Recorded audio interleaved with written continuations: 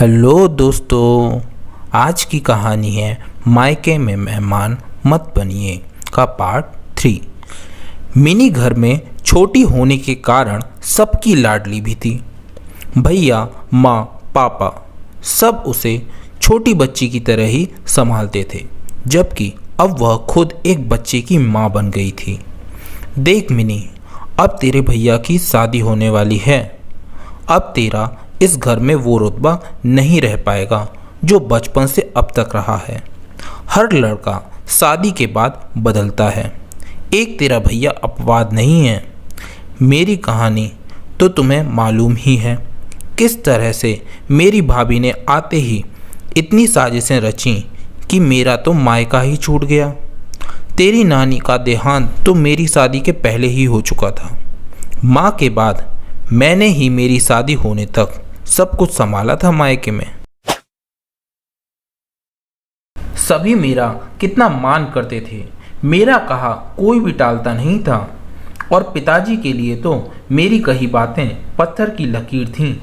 यहाँ तक कि रिश्तेदार में भी कहीं शादी होती तो मुझसे पूछकर ही फैसले लिए जाते थे कि कहाँ क्या क्या गिफ्ट देना ठीक रहेगा। बस यही सब बातें जब मेरे भैया की शादी हुई तो मेरी भाभी से देखा नहीं गया। उसने इतने तरह तरह से पिताजी और भैया के कान भरे कि उन लोगों ने मुझसे बात तक करना बंद कर दिया था। यहाँ तक कि किसी ने पिताजी की मृत्यु के वक्त भी मुझे खबर नहीं की और मैं उनके आखिरी दर्शन तक नहीं कर पाई। आज जाने कितने बरस हो गए, मैंने आज तक मायके का मुंह तक नहीं देखा। बेटा, मैं तुझे यह सब कहना तो नहीं चाहती थी, पर अब वो समय आ गया था कि तुझे सब कुछ मालूम हो।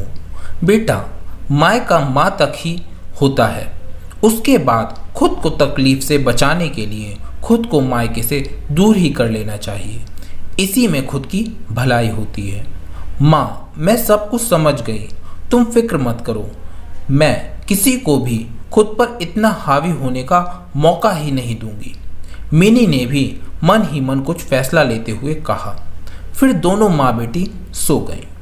अगले दिन से शादी की रस्में शुरू हो गईं और फिर नियत समय पर लाल जोड़े में शर्माती नई बहू दरवाजे पर खड़ी थी। माँ बेटी ने बहू का स्वागत किया और उसे अंदर ले आई। कुमुद एक बहुत ही सुलझे विचारों की खुशमिजाज लड़की थी। आते ही उसने सबका मन मोह लिया, पर उसे समझ नहीं आता था कि मिनी उससे इतनी खिंची खिंची सी क्यों रहती है। आइए मिनी दीदी, आज आप और मैं एक साथ खाना खाते हैं, फिर कल तो आप चली ही जाएंगी। नहीं भाभी, मैं माँ के साथ ही खाऊंगी, आप भैया के साथ खा लेना। बोलकर मिनी वहां से उठकर चली गई। बेचारी कुमुद अपना सा मुंह लेकर रह गई। आखिर नई दुल्हन बोल ही क्या सकती थी। समय पंख लगाकर उड़ता गया। अब कुमुद भी एक बच्चे की मां बन चुकी थी। उसकी सास की तबीयत अब ठीक नहीं रहती थी। एक दिन अचानक हार्ट अटैक से उनकी मृत्यु हो गई। मृत्यु की रस्मों के आखिरी दिन मिनी अपनी माँ के कमरे में गई, जहाँ उसकी माँ ने उसके बचपन से लेकर जवानी तक की चीज़ें संभाल के रखी थी। मिनी गीली आंखों से उन सभी चीज़ों को एक एक करके सूटकेस में भरने लगी। अरे मिनी, ये क्या कर रही हो? कुमुद की नज़र उस पर पड़ी तो बोल पड़ी। कुछ नहीं भाभी, अपनी चीज़ें समेट रही हूँ, फिर जाने कब आना हो। ऐसा क्यों कहती हो मिनी? माँ के बाद भी ये तुम्हारा मायका है। अब भी तुम पहले की तरह हक से आकर यहाँ रहना, मुझे और तुम्हारे भैया को अच्छा लगेगा। मिनी हल्का सा मुस्कुराकर रह गई, पर कहा कुछ भी नहीं और अपना सारा सामान सूटकेस में भरकर अपने ससुराल चली गई। माँ को गए 6 महीने हो चुके थे। आपकी मिनी से बात हुई? कुमुद ने रवि से पूछा।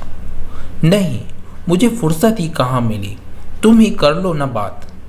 हाँ, मैंने कॉल लगाया था, पर मिनी ज़्यादा बात नहीं कर पाई, बिजी थी शायद। इस बार दुर्गा पूजा में मिनी को इनवाइट करते हैं। पारुल भी अपने भाई सनी से मिलकर बहुत खुश होगी। हाँ, यह ठीक रहेगा।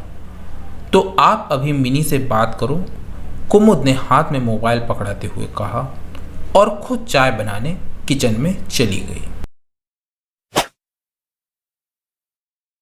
बात हो गई मिनी से, कुमुद ने चाय देते हुए कहा। हाँ, बात हुई, पर मिनी ने मना कर दिया। बोली सनी के एग्ज़ाम हैं, नहीं आ पाएगी। और 6 महीने बीत गए, पर मिनी ने माँ के जाने के बाद मायके में कदम तक नहीं रखा। शायद रवि कुछ समझ रहा था। वो भी तो बचपन में कभी भी मामा के घर नहीं गया था। मायके के नाम पर माँ को रोते हुए देखा था। सब कुछ याद था उसे और सब कुछ समझ भी चुका था। कुछ ही दिन बाद रक्षाबंधन था। चलो इस बार हम सभी मिनी के घर चलते हैं। राखी पर पारुल भी अपने भाई सनी को राखी बांध लेगी और मैं भी राखी बंधवा लूँगी मिनी से। राखी के दिन सभी मिनी के घर अचानक पहुँच गए।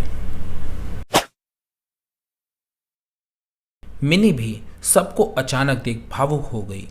मिनी ने अपने भैया को बड़े प्यार से राखी बांधी। फिर रवि ने मिनी का हाथ अपने हाथ में लेकर बोला कि मैं इस राखी तुम्हें एक वचन देने आया हूँ। मैं हमेशा तुम्हारा भाई रहूँगा। जिस तरह हम लोगों ने बचपन में नानी के घर का मुंह नहीं देखा, कभी भी वैसा सनी के साथ नहीं होगा। वो हमेशा पूरे हक से अपने मामा के घर आएगा। हाँ मिनी। कुमुद भी खुद को रोक ना सकी। मैं मानती हूँ मैं माँ की जगह कभी नहीं ले सकती, पर तुम्हारी दोस्त तो बन ही सकती हूँ ना। मैं भी तो अपने माँ पिताजी के ना रहने के बाद भी मायके जाती हूँ। उसी तरह मैं चाहती हूँ तुम भी मायके से रिश्ता बनाए रखो। अब दोनों ननद भाभी की आंखों में आंसू थे। दोस्तों, आपको ये कहानी कैसी लगी कमेंट सेक्शन में ज़रूर बताइए। अगर कहानी अच्छी लगी हो तो वीडियो को लाइक और शेयर कीजिए और ऐसी ही कहानियाँ और पाने के लिए चैनल को सब्सक्राइब कीजिए और बेल आइकन को दबा के ऑल पर सेट करना मत भूलिएगा। तो फिर मिलते हैं नेक्स्ट वीडियो में। Till then take care and keep smiling.